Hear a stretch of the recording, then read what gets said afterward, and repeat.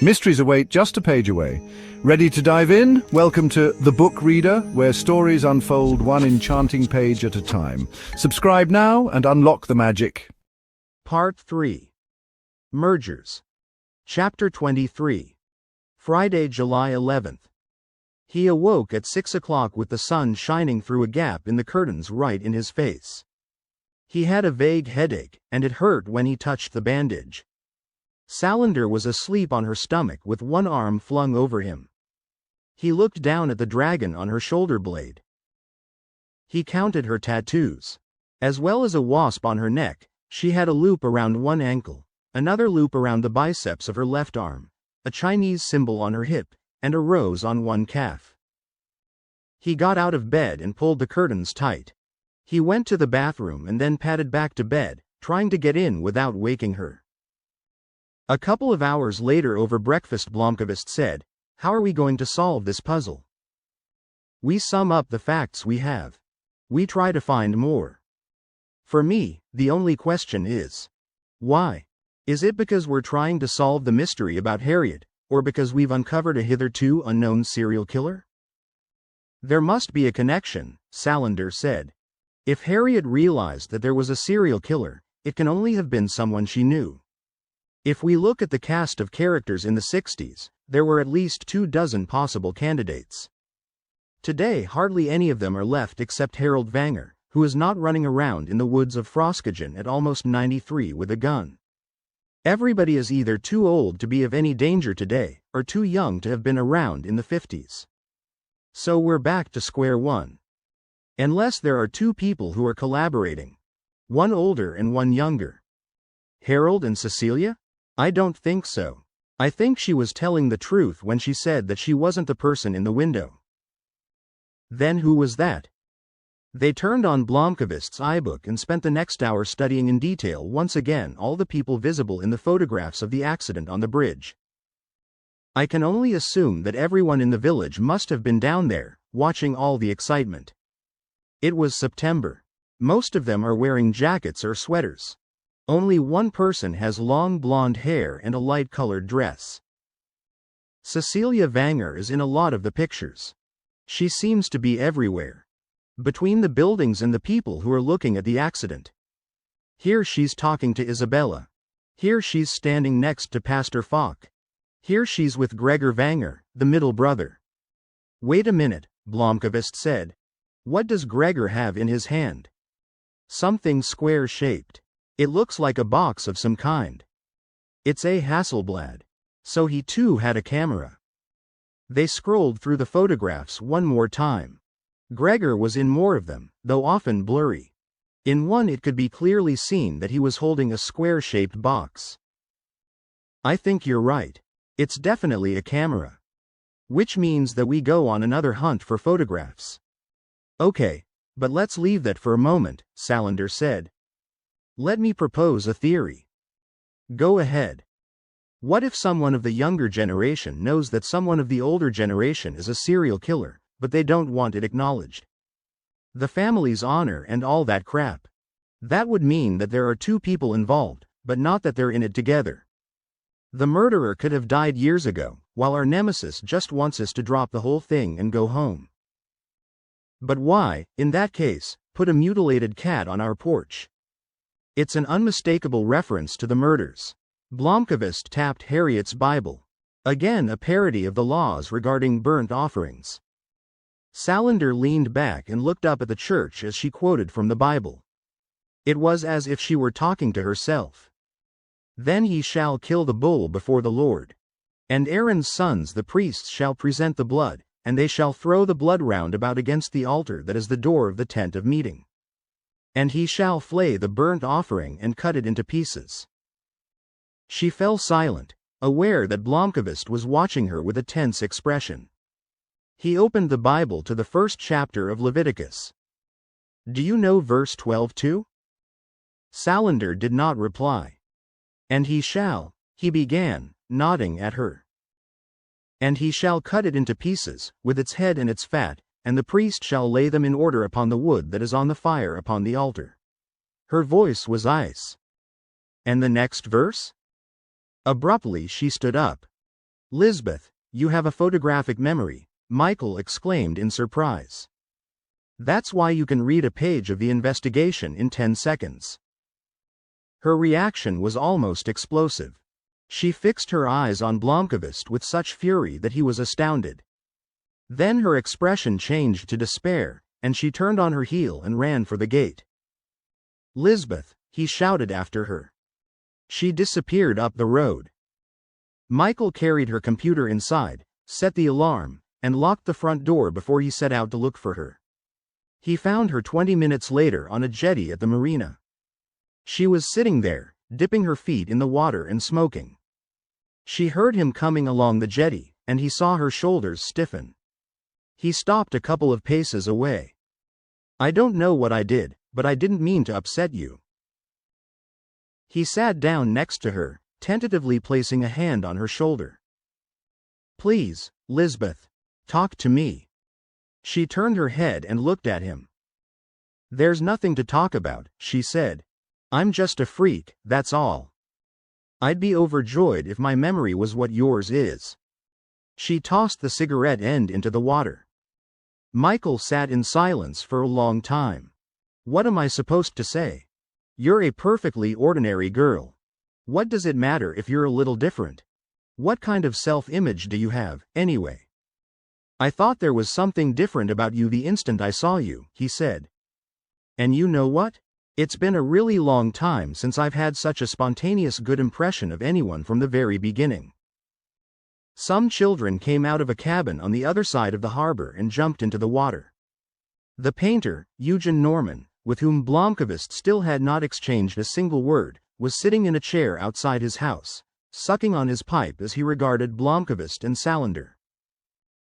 I really want to be your friend, if you'll let me, he said. But it's up to you. I'm going back to the house to put on some more coffee. Come home when you feel like it. He got up and left her in peace. He was only halfway up the hill when he heard her footsteps behind him. They walked home together without exchanging a word. She stopped him just as they reached the house. I was in the process of formulating a theory.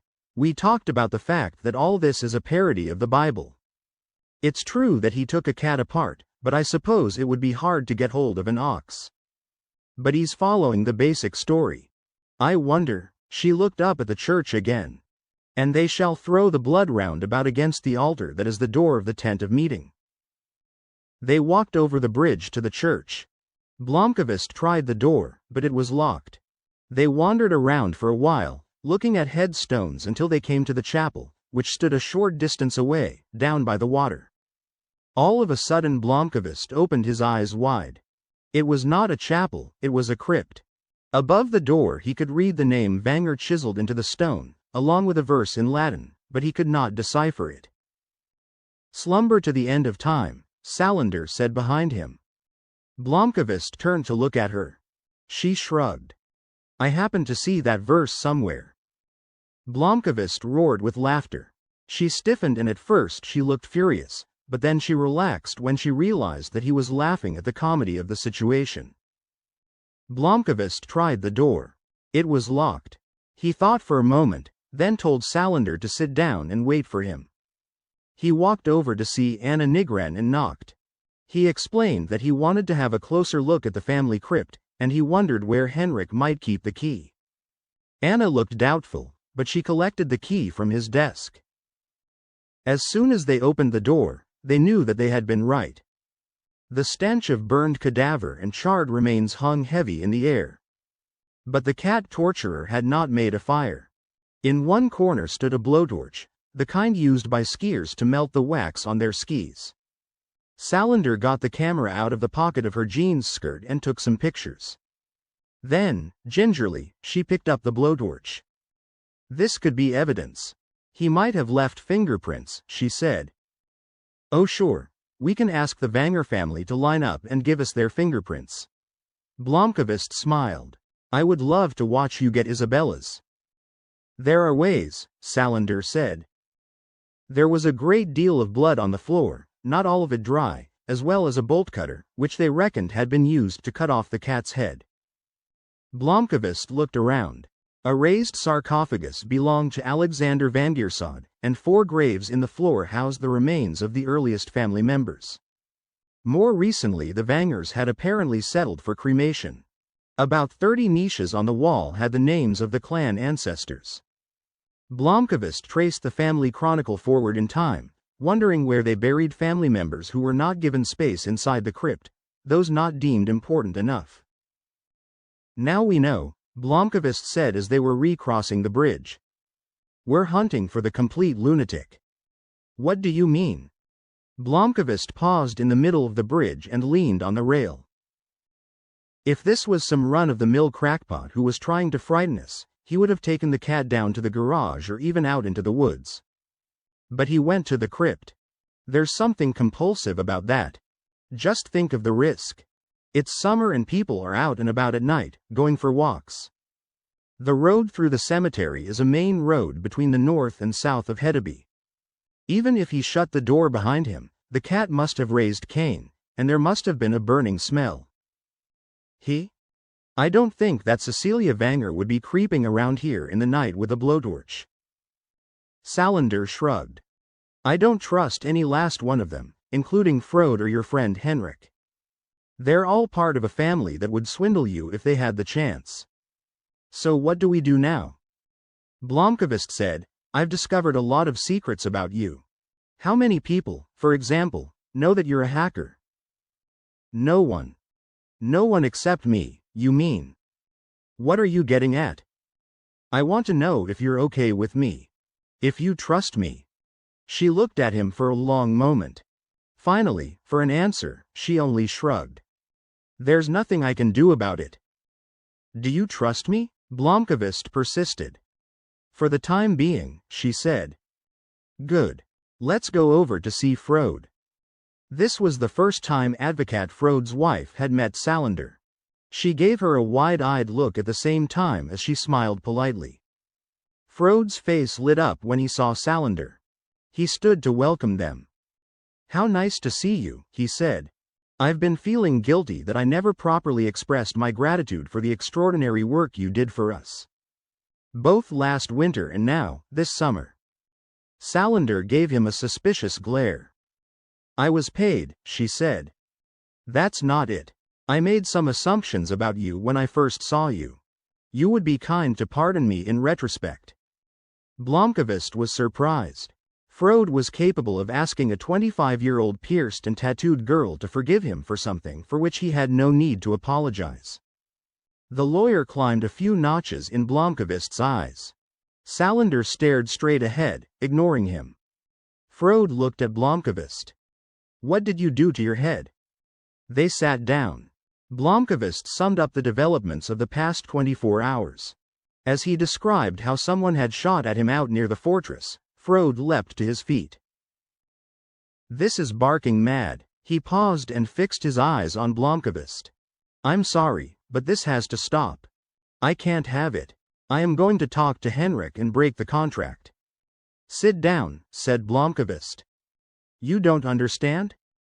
What I understand is that Lisbeth and I have got so close that whoever is behind all of this is reacting in a deranged manner, in panic. We've got some questions. First of all, how many keys are there to the Vanger family crypt and who has one? It's not my province, and I have no idea, Frode said. I would suppose that several family members would have access to the crypt. I know that Henrik has a key, and that Isabella sometimes goes there, but I can't tell you whether she has her own key or whether she borrows Henrik's. Okay. You're still on the main board. Are there any corporate archives? A library or something like that, where they've collected press clippings and information about the firm over the years? Yes, there is. At the Hedestad main office. We need access to it. Are there any old staff newsletters or anything like that? Again, I have to concede that I don't know. I haven't been to the archives myself in 30 years. You need to talk to a woman named Bodil Lindgren. Could you call her and arrange that Lisbeth has access to the archives this afternoon? She needs all the old press clippings about the Vanger Corporation. That's no problem. Anything else? Yes. Gregor Vanger was holding a Hasselblad in his hand on the day the bridge accident occurred. That means that he also might have taken some pictures. Where would the pictures have ended up after his death? With his widow or his son, logically. Let me call Alexander and ask him. What am I looking for? Salander said when they were on their way back to the island. Press clippings and staff newsletters. I want you to read through everything around the dates when the murders in the 50s and 60s were committed.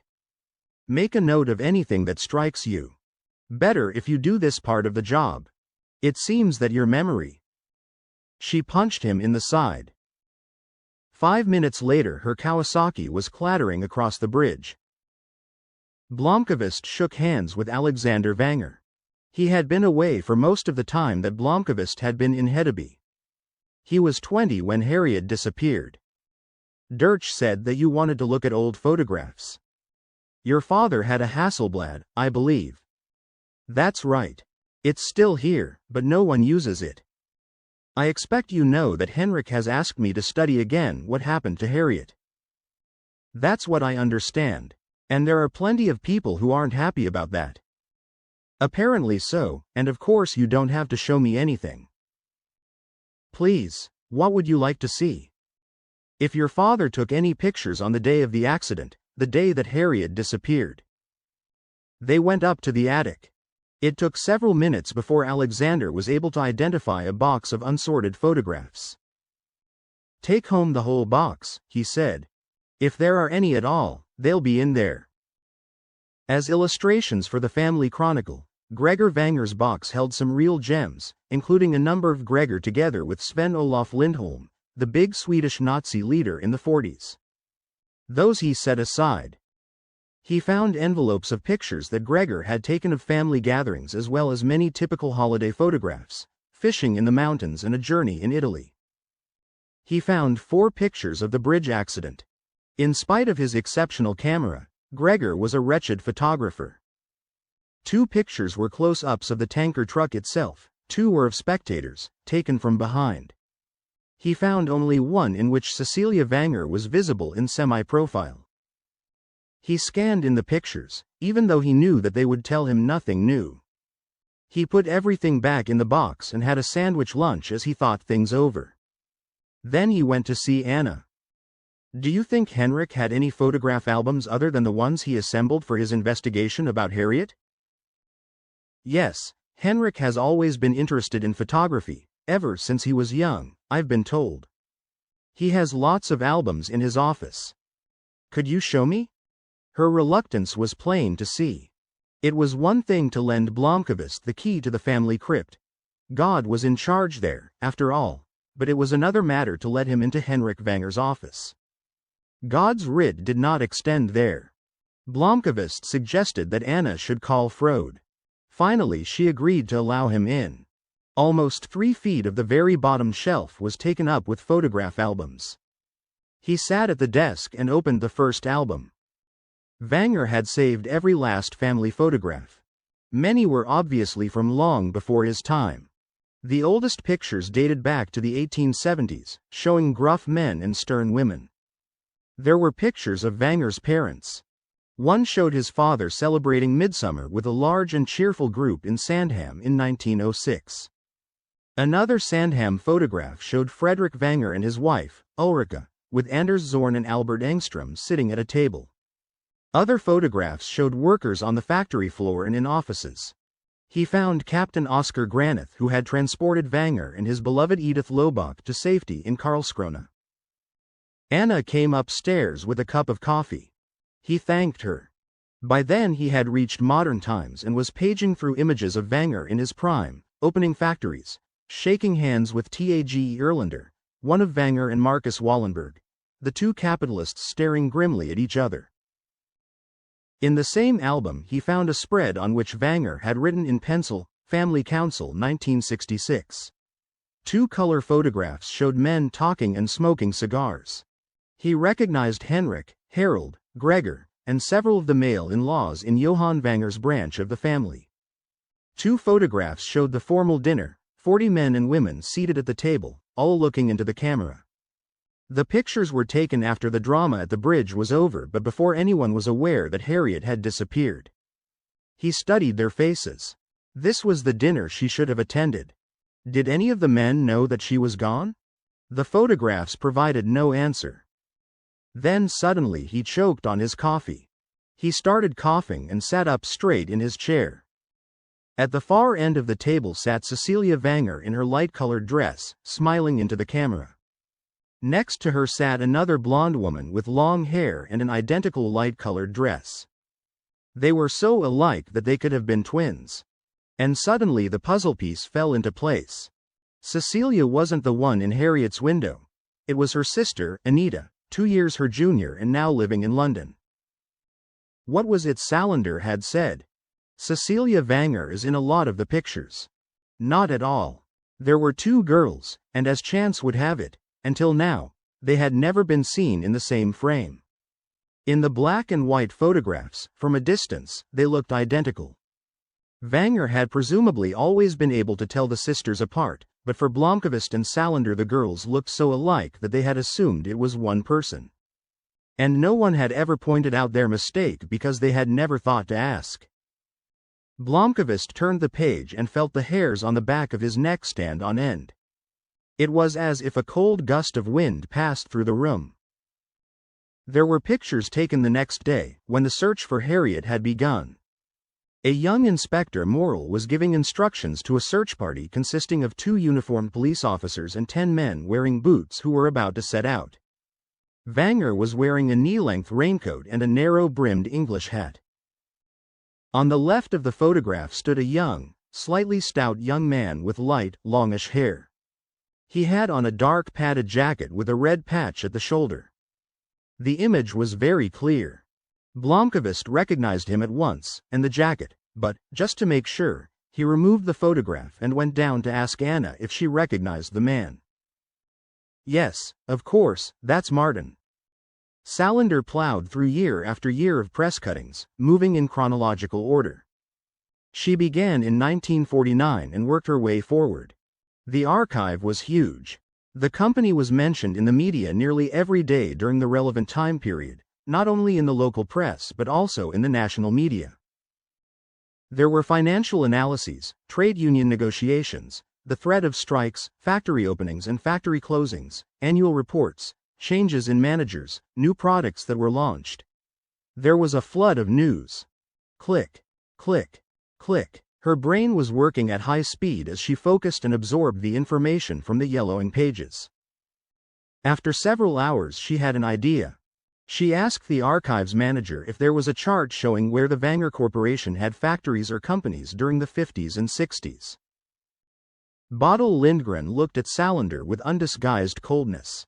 She was not at all happy giving a total stranger permission to enter the inner sanctum of the firm's archives, being obliged to allow her to look through whatever documents she liked. And besides, this girl looked like some sort of half-witted 15-year-old anarchist. But Herr Frode had given her instructions that could not be misinterpreted. This slip of a girl was to be free to look at anything she pleased. And it was urgent. She brought out the printed annual reports for the years that Salander wanted to see. Each report contained a chart of the firm's divisions throughout Sweden. Salander looked at the charts and saw that the firm had many factories, offices, and sales outlets. At every site where a murder was committed, there was also a red dot, sometimes several, indicating the Wenger Corporation. She found the first connection in 1957. Rakel Lundy, Landskrona, was found dead the day after the V&C construction company clinched an order worth several million to build a galleria in the town. V&C stood for Wenger and Carlian Construction. The local paper had interviewed Gottfried Wenger, who had come to town to sign the contract. Salander recalled something she had read in the police investigation in the provincial record office in Landskrona. Rakel Lundy, fortune teller in her free time, was an office cleaner. She had worked for V&C Construction. At 7 o'clock in the evening Blomkvist called Salander a dozen times and each time her mobile was turned off. She did not want to be disturbed.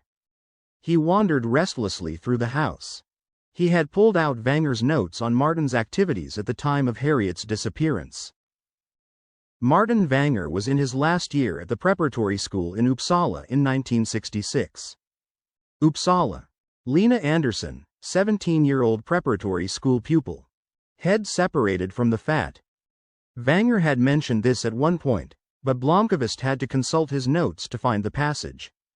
Martin had been an introverted boy. They had been worried about him. After his father drowned, Isabella had decided to send him to Uppsala, a change of scene where he was given room and board with Harold Vanger. Harold and Martin? It hardly felt right. Martin Vanger was not with Harold in the car going to the gathering in Hedestad, and he had missed a train. He arrived late in the afternoon and so was among those stranded on the wrong side of the bridge. He only arrived on the island by boat some time after 6 o'clock. He was received by Vanger himself, among others. Vanger had put Martin far down the list of people who might have had anything to do with Harriet's disappearance. Martin said that he had not seen Harriet on that day. He was lying. He had arrived in Hedestad earlier in the day and he was on Jarnviskaden, face to face with his sister. Blomkvist could prove the lie with photographs that had been buried for almost 40 years. Harriet Vanger had seen her brother and reacted with shock. She had gone out to Hedeby Island and tried to talk to Henrik, but she was gone before any conversation could take place. What were you thinking of telling him? Uppsala? But Lena Andersson, Uppsala, was not on the list. You could not have known about it. The story still did not make sense to Blomkvist. Harriet had disappeared around 3 o'clock in the afternoon. Martin was unquestionably on the other side of the water at that time. He could be seen in the photograph from the church hill. He could not possibly have heard Harriet on the island. One puzzle piece was still missing. An accomplice? Anita Vanger? From the archives, Salander could see that Gottfried Vanger's position within the firm had changed over the years. At the age of 20 in 1947, he met Isabella and immediately got her pregnant. Martin Vanger was born in 1948, and with that there was no question but that the young people would marry. When Gottfried was 22, he was brought into the main office of the Vanger Corporation by Henrik Vanger. He was obviously talented and they may have been grooming him to take over. He was promoted to the board at the age of 25, as the assistant head of the company's development division. A rising star. Sometime in the mid-50s his star began to plummet. He drank.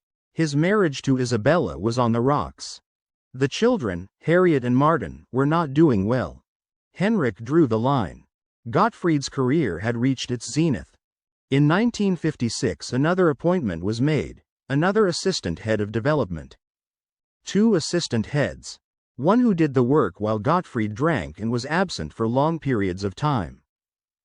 But Gottfried was still a Vanger, as well as charming and eloquent.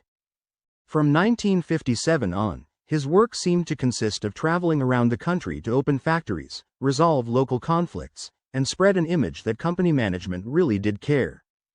We're sending out one of our own sons to listen to your problems. We do take you seriously. Salander found a second connection. Gottfried Vanger had participated in a negotiation in Karlstad, where the Vanger Corporation had bought a timber company. On the following day a farmer's wife, Magda Lovisa Schuberg, was found murdered. Salander discovered the third connection just 15 minutes later. Uddevalla, 1962. The same day that Lee Persson disappeared, the local paper had interviewed Gottfried Vanger about a possible expansion of the harbor. When Fru Lindgren had wanted to close up and go home at 5:30, Salander had snapped at her that she was a long way from finished yet. She could go home as long as she left the key, and Salander would lock up.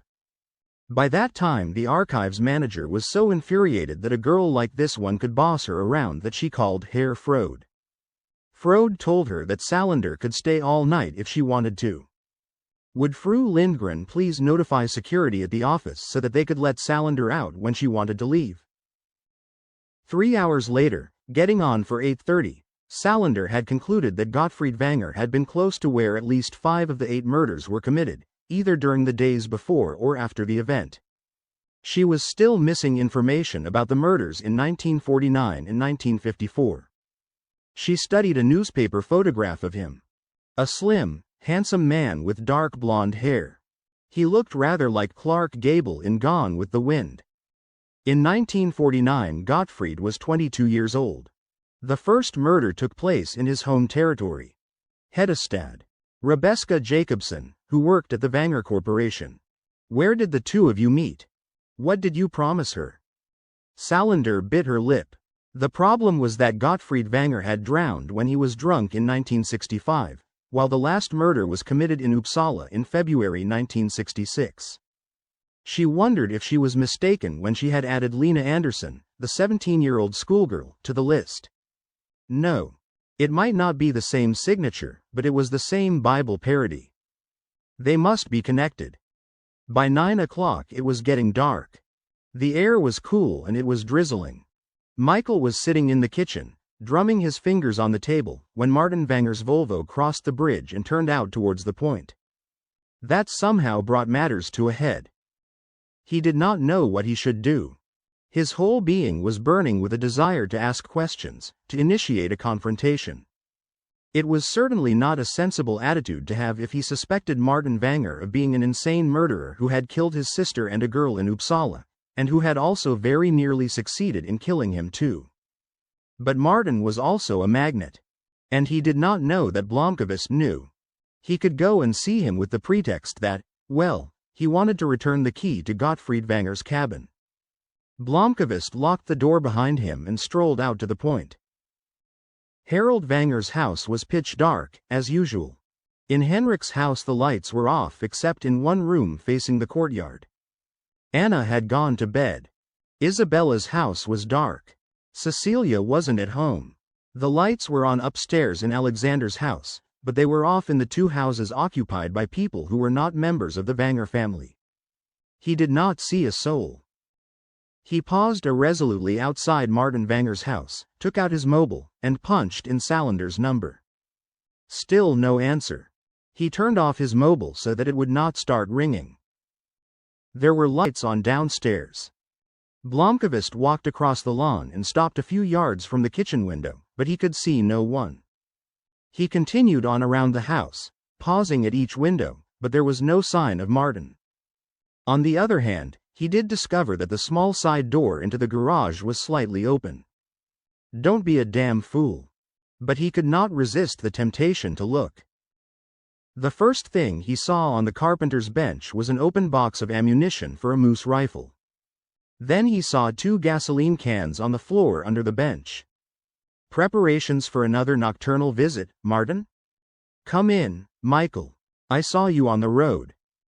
Blomkvist's heart skipped a beat. Slowly he turned his head and saw Martin Wenger standing in the dark by a door leading into the house. You simply couldn't stay away, could you? His voice was calm, almost friendly. Hi, Martin, Blomkvist said. Come in, Martin repeated. This way. He took a step forward and to the side, holding out his left hand in an inviting gesture. He raised his right hand, and Blomkvist saw the reflection of dull metal. I have a Glock in my hand. Don't do anything stupid. At this distance I won't miss. Blomkvist slowly moved closer. When he reached Martin, he stopped and looked him in the eye. I had to come here. There are so many questions.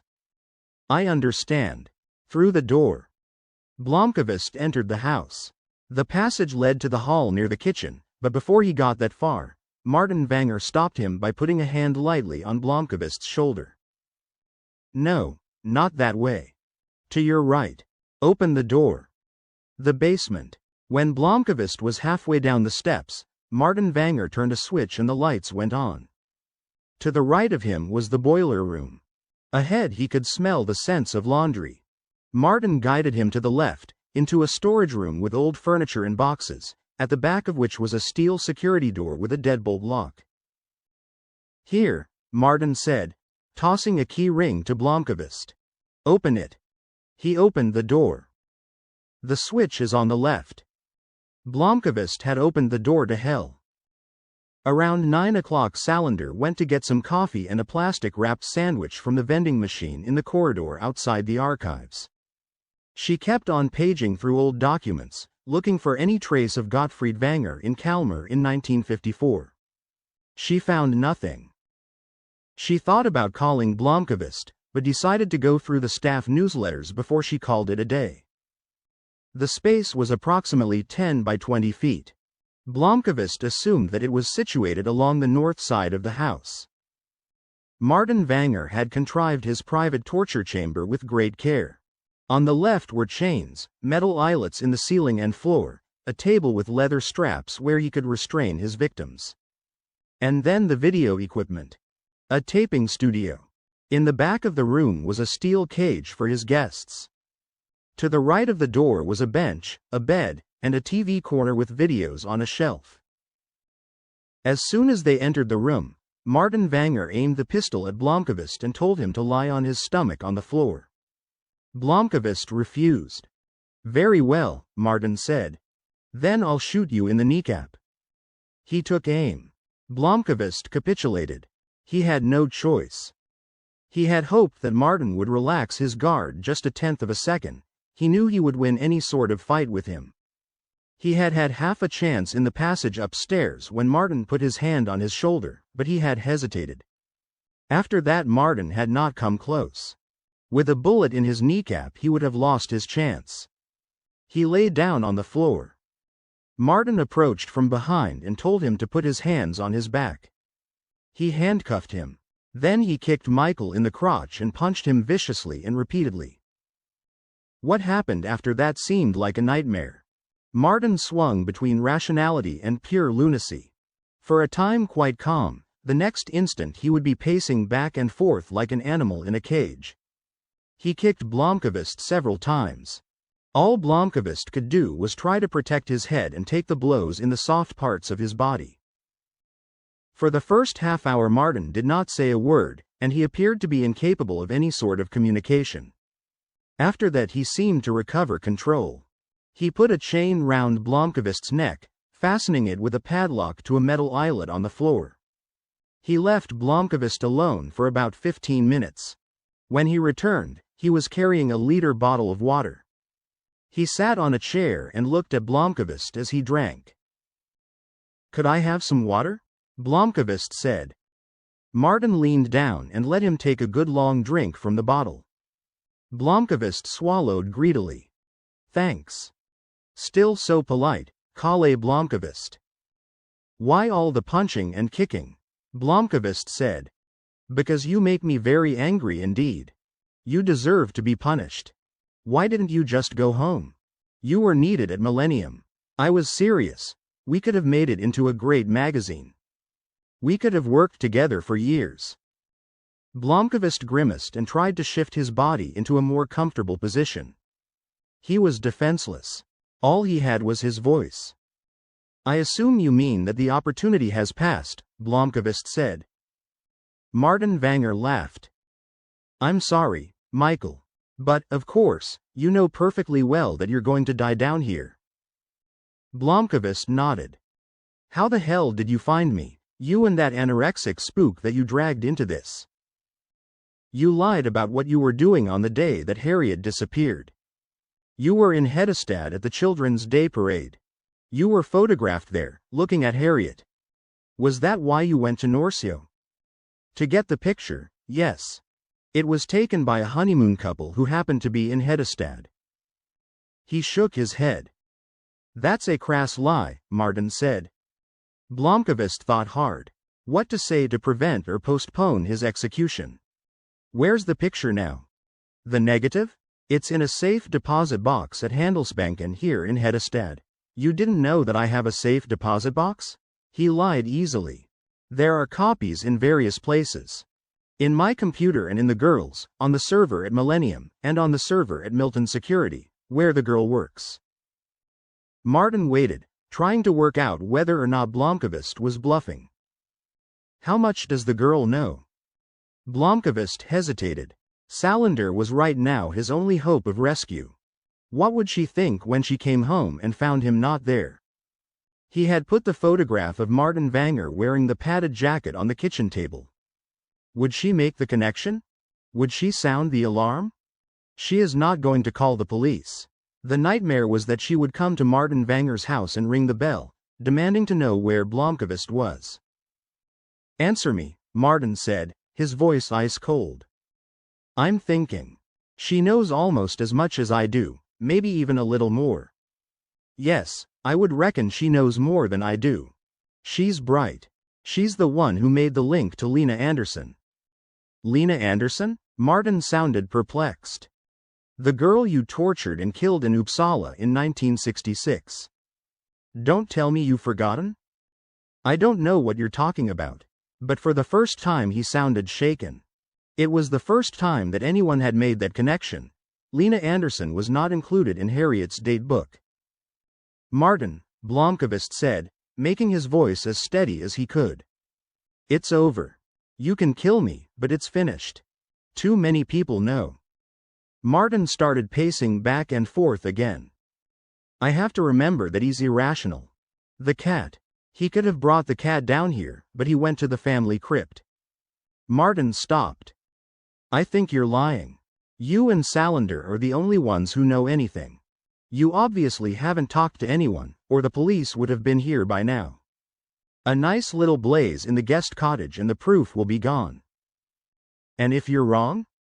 "If I'm wrong, then it really is over. But I don't think it is. I'll bet that you're bluffing. And what other choice do I have? I'll give that some thought. It's that anorexic little cunt who's the weak link. She went to Stockholm at lunchtime." Martin laughed.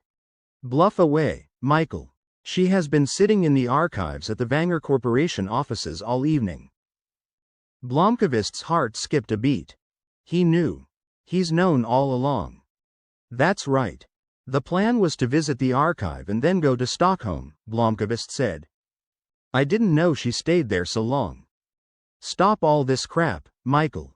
The archives manager rang to tell me that Dirch had let the girl stay there as late as she liked. Which means she'll certainly be home. The night watchman is going to call me when she leaves." And that marks the end of the current chapter. Thank you for listening to The Book Reader. Stay tuned for the next episode tomorrow. Please subscribe for updates.